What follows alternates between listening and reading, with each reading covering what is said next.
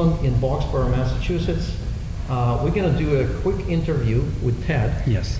Ted just stopped by to pick up a couple of accessories. Yes.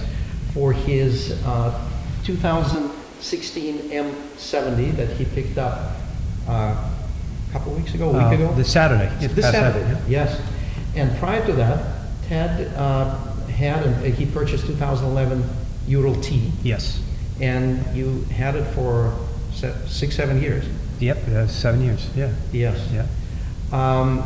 And I thought it would be great to ask Ted a few questions. First of all, on the ownership of the T during these years, because you used it extensively. Yeah, yeah.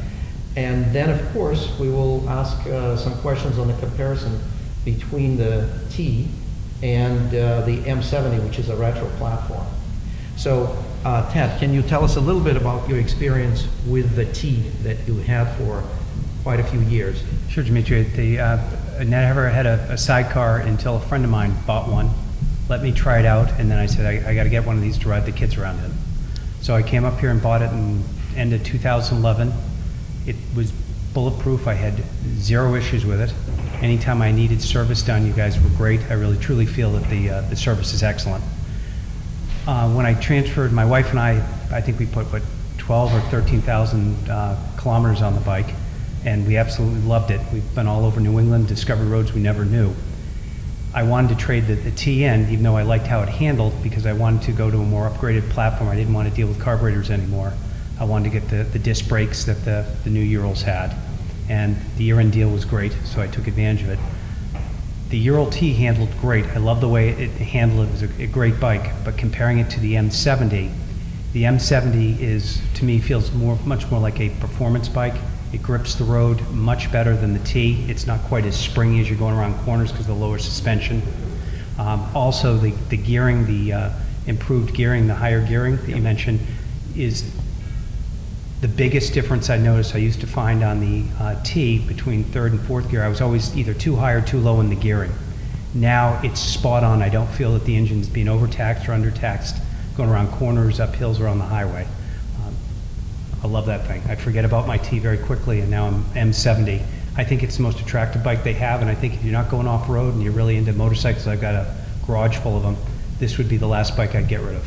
Well, that's great. So, thank you. And I'll ask you a couple of questions. Just for our viewers, I'll mention the Ural T is not made right now. Right now, the bike that we have available, it's called CT. And both of them are one-wheel drive.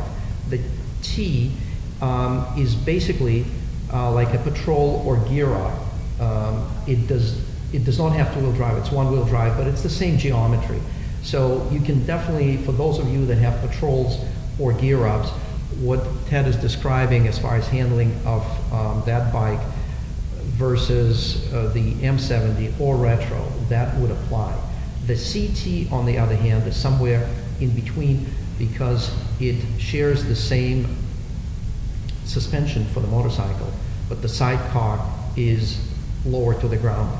It's not quite as retro or M70, but it's somewhere in between. We do have those bikes available. And we do have Ted's bike here, the 2011.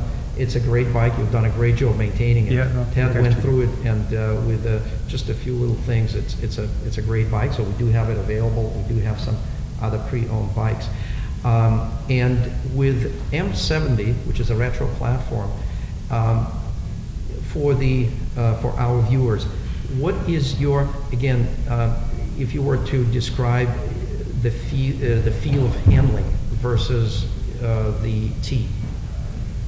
I'd say that the handling, it's much more planted on the road. Mm-hmm. It also, going around corners, it's much more smooth. I don't feel it's quite as pogo-y going around corners. The braking, because of the disc brakes, is noticeably different. It's much smoother braking. Overall, it's a huge upgrade. If you want to take the Ural out and put miles on it, that M70 is the one to do it. When I went out on it Sunday, I parked at a place I go for lunch, and people were gathered around it and thought it was a 30s motorcycle.